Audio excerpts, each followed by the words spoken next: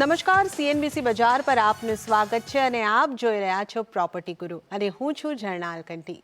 તો પ્રોપર્ટી ગુરુની અંદર આજે આપણે વિવિધ વિષયોને લગતી રિયલ એસ્ટેટને લગતા સબ્જેક્ટ ઉપર ઘણી બધી વાતો કરવાના છે। કઈ રીતની માંગ છે એને સમજવાની કોશિશ કરવાના છે અને આ અંગે વાતચીત કરવા માટે આજે આપણી સાથે જોડાયા છે નો બ્રોકરના સીईओ અને फाउंडर अमित कुमार अग्रवाल। अमित जी, स्वागत है आपका सीएनबीसी बाजार पर।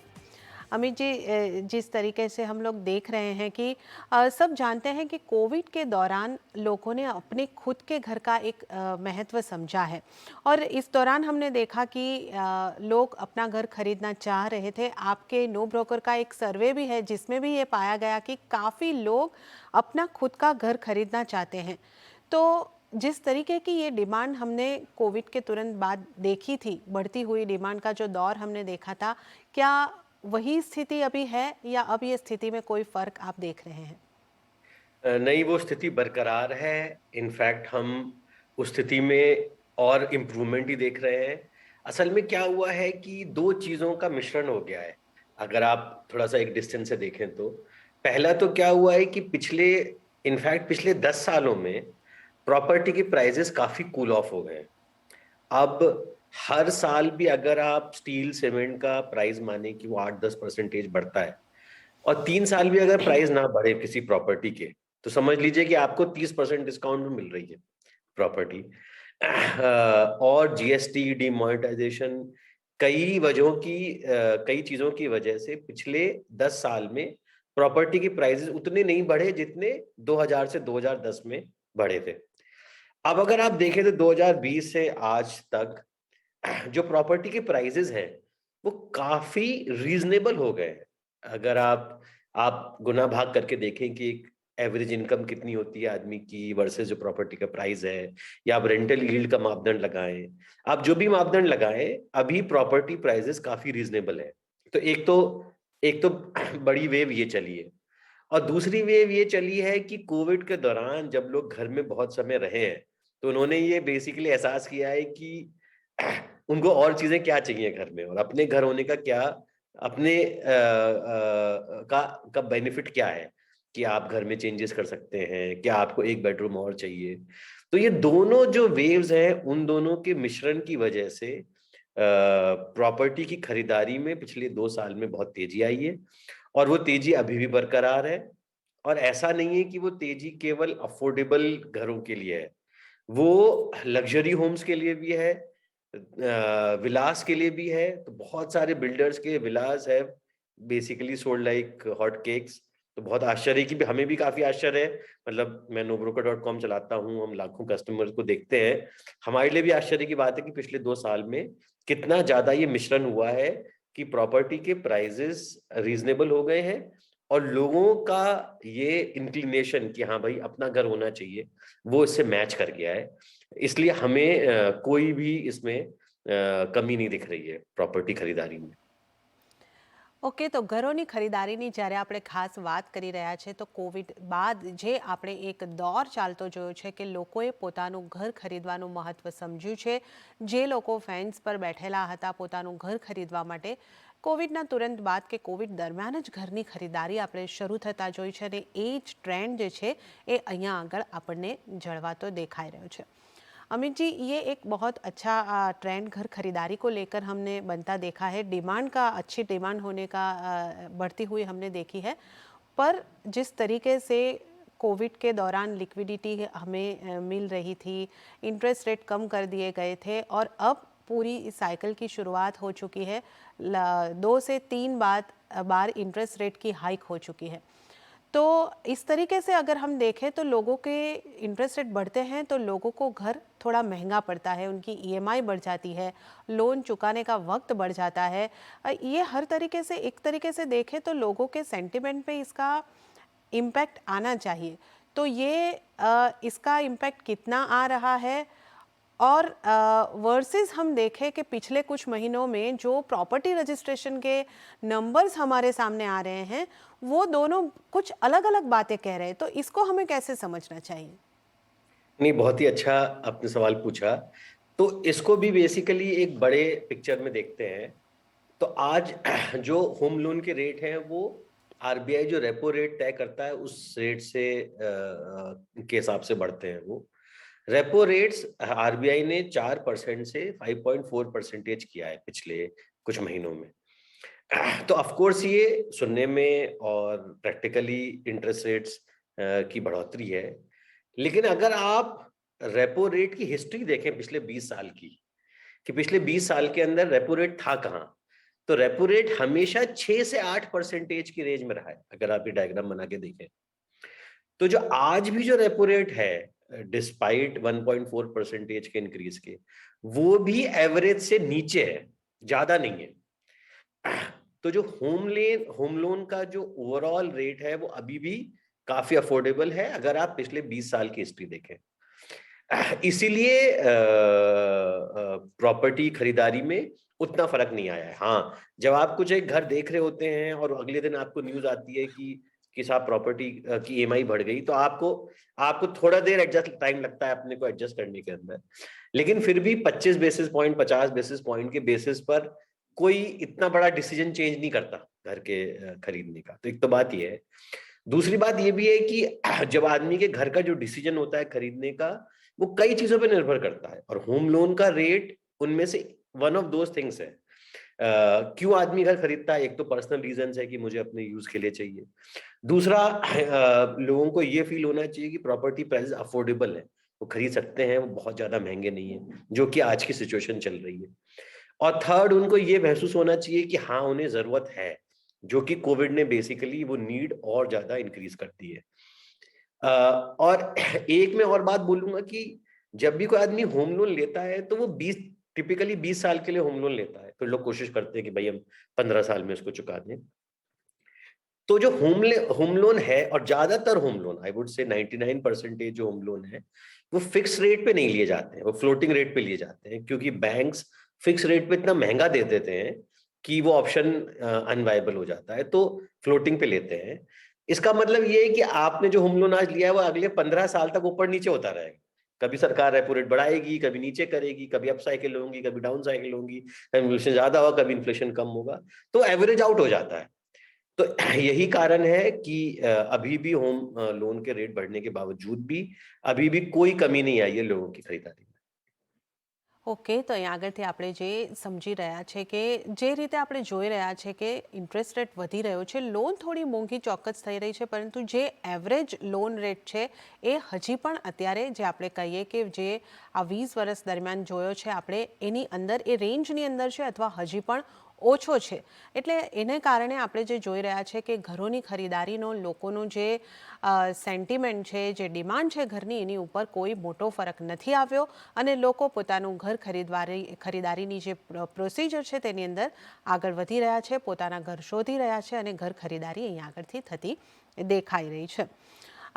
अमित जी, आगे आपसे ये जानना है कि जिस तरीके से हम यहाँ पे समझ रहे हैं कि घर खरीदारी प्री कोविड के बाद पोस्ट कोविड से शुरू हो गई है और वो अभी बरकरार है, तो आपका जो प्लेटफॉर्म है NoBroker.com, वहाँ से देश भर के लोग अपने सपनों का घर ढूंढते हैं, तो कुछ आप नंबर्स में हमें बता सके जिससे हमारे दर्शकों को भी समझने में आसानी हो कि पिछले 2 सालों में देश के बड़े 6 शहरों की अगर हम बात करें तो किस तरीके के सेल्स के नंबर हमें दिखाई दे रहे हैं।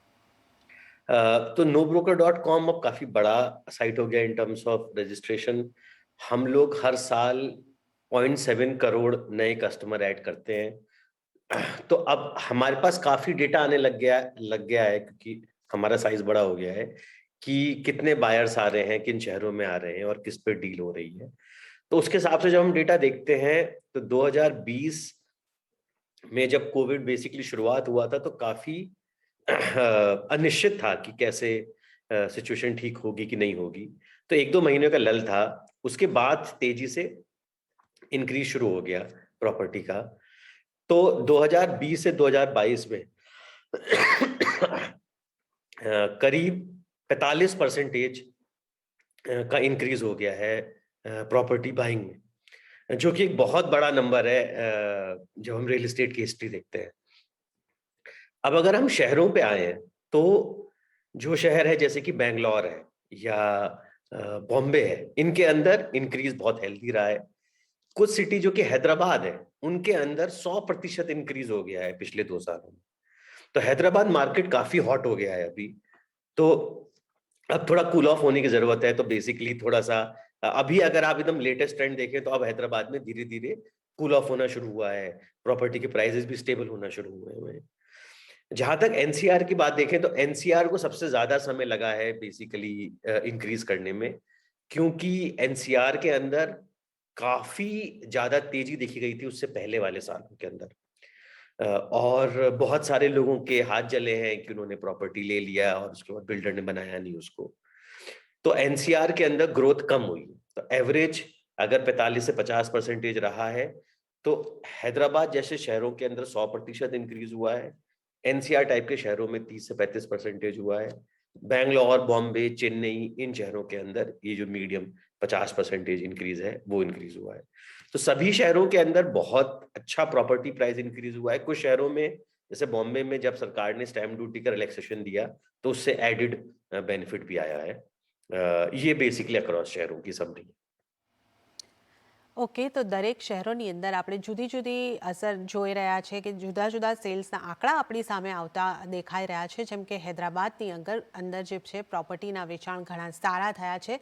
એનસીઆરની અંદર થોડા ઓછા થયા છે, કારણ કે ત્યાં આગળ જે રીતે આપણે જાણીએ છીએ ઘણી બધી સમસ્યાઓ આવી છે કે સમયસર જે તમારા ઘર છે, ફ્લેટ છે, પ્રોજેક્ટ છે એ પૂરા નથી થઈ રહ્યા.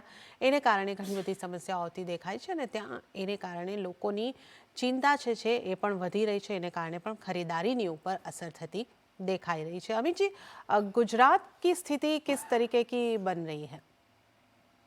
सो गुजरात के अंदर बेसिकली प्रॉपर्टी प्राइसेस बहुत के अंदर इंक्रीज है एकदम। जिस रेंज में बोल रहा हूँ उसी रेंज के अंदर है। और थैंकफुली गुजरात उस सिचुएशन में है जहां पर ना ओवरहीट हुआ है ना अंडर हुआ है।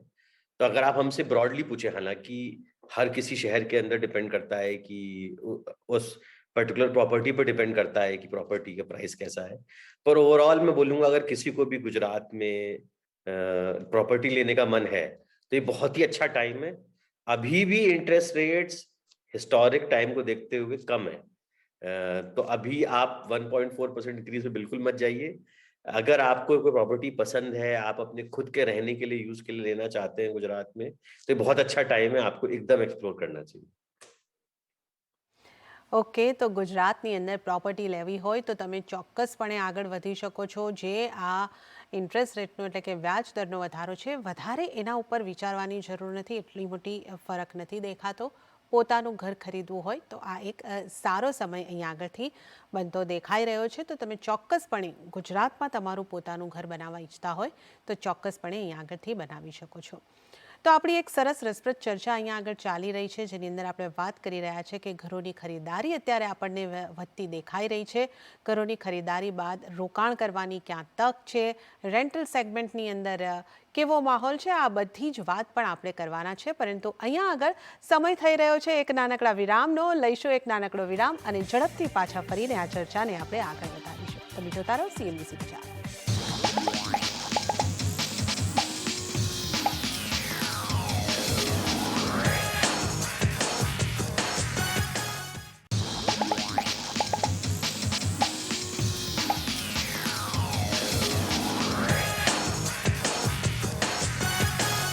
વિરામ બાદ પ્રોપર્ટી ગુરુની અંદર આપનું ફરી એક વખત સ્વાગત છે. અને આજે આપણી સાથે આ ચર્ચાની અંદર અમિત અગ્રવાલ જોડાયેલા છે અને આપણે જે વાત કરી રહ્યા છે કે ઘરોની ખરીદારી કોવિડ બાદ વધતી જોવાઈ છે. અને હવે જ્યારે આપણે લગભગ કોવિડમાંથી બહાર નીકળી ચૂક્યા છે ત્યારે પણ ઘરની ખરીદારીનો આ જે ટ્રેન્ડ છે એ યથાવત છે અને ઘરોની ખરીદારી સારી રીતે થતી જ આપણને દેખાઈ રહી છે. સેલ્સના ફિગર્સ મહિના પછી મહિના આપણી સામે જે રજિસ્ટ્રેશનના આંકડાઓ જોઈએ તો આવતા જઈ રહ્યા છે, જે આ જ વાતની સાક્ષી આપણને પુરાવી રહ્યા છે. આજે આ ચર્ચાની અંદર આપણી સાથે અમિત કુમાર અગ્રવાલ જોડાયેલા છે, फाउंडर છે नो ब्रोकर ना. अमित जी, आपसे आगे ये जानना है कि जिस तरीके से हम इस चर्चा में आगे बढ़े हैं कि घर की खरीदारी बढ़ रही है, लोगों का खुद का घर बनाने का जो सपना है उसकी तरफ वो कदम बढ़ा रहे हैं, तो क्या रेंटल सेगमेंट पे इसका असर आता हुआ देख रहा है? क्या क्या रेंटल की डिमांड, रेंटल होम्स की डिमांड कम होती हुई दिख रही है? ये मतलब बहुत ही थोड़ी सी आश्चर्य की बात है कि बिल्कुल ऐसा नहीं हो रहा है। दोनों ही चीजें साथ साथ चल रही हैं, जबकि टिपिकली हमने पिछले बहुत सालों में देखा है कि या तो रेंट बहुत तेजी से बढ़ रहा होता है या बाय एंड सेल। पर इस समय दोनों ही मार्केट में बहुत तेजी है, और मैं आपको बताता हूँ ऐसा क्यों है। ऐसा इसलिए है, और ये चीज आप मेट्रोज में या बड़े शहरों में आप ज्यादा देखेंगे। उसका रीजन ये है कि पिछले 2 सालों में जब तक कोविड था, नए प्रोजेक्ट्स नहीं आए, क्योंकि कोविड के चक्कर में हाँ जो प्रोजेक्ट्स थे एग्जिस्टिंग वो कुछ बनाए गए हैं, पर नए प्रोजेक्ट ज्यादा लॉन्च नहीं हुए हैं, क्योंकि एक तो पुरानी इन्वेंट्री बची हुई थी, और दूसरा कोविड में बहुत सारे वर्कर्स भी चले गए और डिसरप्शन भी हुआ। लेकिन जो इंडिया में अर्बनाइजेशन है, कि लोग पास होते हैं कॉलेजेस से, शहर आते हैं, बहुत सारे लोग अपने एनीवे शहर आते हैं जॉब्स की तलाश में, लोग शहर चेंज करते हैं, छोटे शहर से बड़े शहर में होते हैं, तो जो अर्बनाइजेशन का जो कॉन्सेप्ट है वो होते जा रहा है। तो अगर आप माने कि भाई 5% 10% लोग भी ज्यादा है किसी शहर के अंदर इंक्रीज होते हैं साल में, तो पिछले 2 साल में वो जो 20% इंक्रीज था वो हुआ, लेकिन वर्चुअल हुआ। वो लोगों को जॉब्स लगी, लेकिन वो हर कोई आया नहीं उस शहर में। अब जैसे आप बेंगलोर शहर की बात लें, तो बेंगलोर शहर में, गुजरात के पास के बॉम्बे शहर के अंदर भी अगर आप लें, तो पिछले 2 सालों के अंदर जो अर्बनाइजेशन है, उसमें जो लोग हैं वो अब आने शुरू हुए हैं कंप्लीटली शहरों में। तो स्कूल्स अब पूरी तरह से ओपन हो गए हैं, और हो गया है कि कोई ऑनलाइन नहीं है, सब ऑफलाइन होगा। ऑफिसेज में भी काफी में अभी हो गया कि आप शहर में आ जाइए, हफ्ते में 2 दिन आना शुरू करिए ऑफिस। तो अर्बनाइजेशन की वजह से पिछले 2 साल में जो 10 से 20% का जो इंक्रीज आया है पॉपुलेशन का, जो कि शहरों में आती है, वो तो वैसी की वैसी है। और अब जब वो शहरों में आ गई है तो बहुत भारी डिमांड हो गई है रेंट की। तो हमारे NoBroker.com प्लेटफॉर्म पर हम लोग बेसिकली महीने की 2.5 लाख प्रॉपर्टी पोस्ट करते हैं, और हम लोग बहुत ही आश्चर्यचकित हैं कि प्रॉपर्टीज जो रेंट के लिए प्लेटफॉर्म पे आती है नो ब्रोकर पे, आजकल वो पहले उन्हें हफ्ता भर लगता था रेंट होने में, आजकल वो 6-6 घंटे में रेंट हो जा रही है। और रेंट का इंक्रीज भी 12 से 18% हो गया है मेट्रो शहरों के अंदर। तो अभी ऐसा हो गया है कि बाय एंड सेल तो लोग कर ही रहे हैं, बिकॉज हमने जो रीजन डिस्कस करे, पर रेंटल के अंदर भी चूंकि 2 साल से ही अर्बनाइजेशन और इन्वेंट्री वैसी की वैसी थी, तो वो एक साथ मिलके रेंटल पर भी बहुत पॉजिटिव प्रेशर हो गया है। જી, તો જે રીતે આપણે અહીં આગળથી વાત કરી રહ્યા છે કે ઘરની ખરીદારી તો વધતી દેખાઈ રહી છે, પરંતુ સાથે સાથે જે આપણે જોઈ રહ્યા છે કે ઘરોની રેન્ટલ એટલે કે ભાડે આપવા માટેના ઘરને માટે પણ ઘણી બધી માંગ આવે છે, લોકોને ભાડેથી ઘરની માંગ પણ છે અને ફટાફટ ઘર ભાડે અપાઈ રહ્યા છે। अमित जी, तो यहाँ आपसे मैं ये जानना चाहूँगी कि जिस तरीके से हम बात कर रहे हैं कि घरों की कीमतें, खरीदारी के लिए जो हम कीमत देख रहे हैं, वो पिछले कुछ सालों में नहीं बढ़ी है, एक स्टेडी है। हम इस तरीके की बात अभी कर रहे थे, ये हमने पाया है हमारी चर्चा में। और जैसे कि आपने बताया कि रेंटल डिमांड अभी बढ़ती हुई दिखाई दे रही है। आपने बताया कि 6-6 घंटे में, जो पहले एक वीक का वक्त लगता था, अब 6-6 घंटे में प्रॉपर्टी रेंटल पे चली जा रही है, और उसका रेंट भी बढ़ता हुआ देख रहे हैं। स्वाभाविक है, डिमांड बढ़ी है तो रेंट तो बढ़ना ही है। तो क्या इसका मतलब हमें ऐसा लेना चाहिए कि अब रेंटल जो इनकम है उसमें भी बढ़ोतरी हुई है, और एक समय था कि लोग घरों में इन्वेस्टमेंट करते थे एप्रिसिएशन के लिए या रेंटल इनकम के लिए, वो लोग कुछ दूर हुए थे, कुछ साल पहले ये सिनारियो हुआ था। तो क्या अब इसको देखते हुए इस सिनारियो में कुछ चेंज आता हुआ आप देख रहे हैं? तो देखिए, जो लोग भी घर खरीदते हैं, घर का आज भी 2 तरह के यूज हैं। एक है आप पर्सनल यूज के लिए खुद रहने के लिए खरीदते हैं, और दूसरा आप इन्वेस्टमेंट के लिए खरीदते हैं। तो जहां तक मैथ्स की बात है, इन्वेस्टमेंट, चूंकि इंडिया में इंटरेस्ट रेट्स जैसे होम लोन रेट 8-9% है, तो आज भी रेंटल यील्ड यानी कि जो भाड़ा आपको मिलता है, जो किराया आपको साल का मिलता है, वो अभी भी 2 से 4% के बीच है। यानी कि ये आप उम्मीद करता है जो भी आदमी जिसने इन्वेस्ट किया है कि मुझे 5 से 10% कैपिटल एप्रिसिएशन मिलेगा मेरे घर के ऊपर। तो मैथ्स तो उस हिसाब से वर्क करती है कि चाहे रेंट इंक्रीज हो जाए, फिर भी कैपिटल एप्रिसिएशन मेन रीजन रहेगा अगर आपने इन्वेस्टमेंट के लिए घर लिया हुआ है। लेकिन जहां तक हम बात करते हैं उन लोगों की जिन्होंने घर लिया है, और उस जो लोग रिटायर्ड हैं और जिनके लिए जो रेंटल है वो एक बहुत ही इंपॉर्टेंट सोर्स ऑफ इनकम है, उनके लिए ये साल बहुत ही अच्छा रहा है। हाँ, ये इस तरह का इंक्रीज़ हर साल नहीं होगा, ये एक बार का इंक्रीज़ है, पर हाँ, अब इससे नीचे तो नहीं जाएगा। तो जहाँ पर मैं बोलूँगा जहाँ जहाँ रेंटल यील्ड 1 से 3% के बीच थी, वो अब 2 से 4% के बीच हो गई है मूव, और 15 से 20% जो इंक्रीमेंट है रेंटल में, वो तो बेसिकली किसी भी ओनर के लिए बहुत अच्छी न्यूज़ है। पर टेनेंट्स के बिहाफ़ पे मैं ये बोलूँगा कि इस साल के में वो एब्ज़ॉर्ब हो गया है, और अगले साल से हम लोग वापस नॉर्मल की तरफ मूव करेंगे। पर हाँ, ये साल तो, पर ये भी ध्यान रखना चाहिए कि पिछले 2 साल से काफ़ी परेशान भी थे बहुत सारे ओनर, क्योंकि सब घर भाड़े पे लग भी नहीं रहे थे। तो वो फुली डिज़र्व भी करते हैं ये विंडफॉल। ઓકે, તો અહીંયા આગળથી આપણે જે રીતે સમજી રહ્યા છે કે રેન્ટની અંદર થોડો વધારો થતો આપણે જોયો છે, પણ જે રીતે આપણે જાણીએ છીએ કે પ્રોપર્ટી જ્યારે આપણે ઇન્વેસ્ટમેન્ટ કરતા હોય તો કેપિટલ એપ્રિશિએશન એ આપણો મુખ્ય આશય રહેતો હોય છે.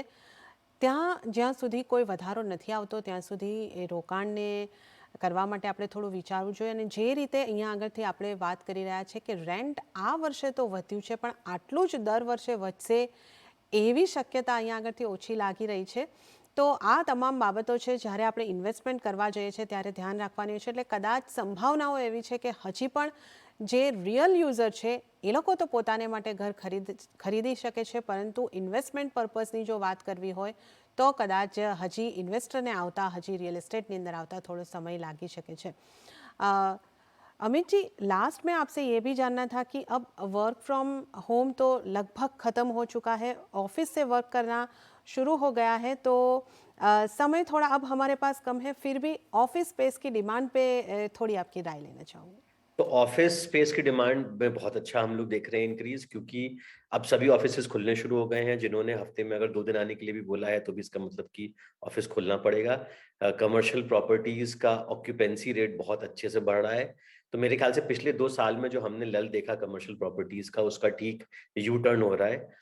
और मैं ये भी आपके माध्यम से ये भी लोगों को एजुकेट करना चाहूंगा कि जब घर इन्वेस्टमेंट की बात आती है तो केवल प्रॉपर्टी, रेजिडेंशियल प्रॉपर्टी में ना इन्वेस्ट करें, कमर्शियल प्रॉपर्टी को भी कंसिडर करें। 8 से 10% का रेंटल यील्ड और कैपिटल एप्रिसिएशन बहुत ही अच्छा सामंजस्य है कमर्शियल प्रॉपर्टीज का। चाहे आप 50-100 स्क्वायर फीट का छोटी दुकान लें या बड़ा ऑफिस, पर कमर्शियल प्रॉपर्टी को भी अपने इन्वेस्टमेंट में शामिल करें। ઓકે, તો જ્યારે તમારે કેપિટલ એપ્રિશિએશન જોઈતું હોય અને રેન્ટલ ઇન્કમ જોઈતી હોય તો રેસિડેન્શિયલની સરખામણીએ તમે આ જે ઓફિસ સ્પેસ છે, કમર્શિયલ પ્રોપર્ટી છે એ તરફ વધારે ઝુકાવ રાખી શકો છો, તો તમને વધારે સારો ફાયદો મળતો देखाई सके छे. अमित जी, आपका बहुत बहुत शुक्रिया, आप वक्त निकाल कर हमारे साथ जुड़े और इस पूरी चर्चा में हमारे साथ आपने हमें आपका समय दिया. बहुत बहुत शुक्रिया. Thank you. तो दर्शक मित्रों, આજે આપણે રિયલ એસ્ટેટની અંદર ક્યાં ડિમાન્ડ છે અને ક્યાં તમે રોકાણ કરશો તો તમને વધારે ભાડું કે વધારે કેપિટલ એપ્રિશિએશન મળી શકે છે એ અંગેની વાત કરી છે. આ સાથે ફરી એક વખત આપને જણાવી દઉં કે તમારી પ્રોપર્ટીના ખરીદ વેચાણને લગતા કોઈ પણ તમારા સવાલ હોય તો ચોક્કસ અમને લખી મોકલો. અમારું ઈમેલ એડ્રેસ છે propertyguru@nw18.com. અમે તમારા સવાલનો જવાબ આપવાની પૂરેપૂરી કોશિશ કરીશું. તો આ સાથે જ પ્રોપર્ટી ગુરુની અંદર હાલ પૂરતું આટલું જ. હાલ પૂરતી મને પણ આપશો રજા. આવતા સપ્તાહ ફરી મળીશું, એક નવા ટોપિક ઉપર ચર્ચા કરીશું. ત્યાં સુધી મને આપશો રજા. નમસ્કાર.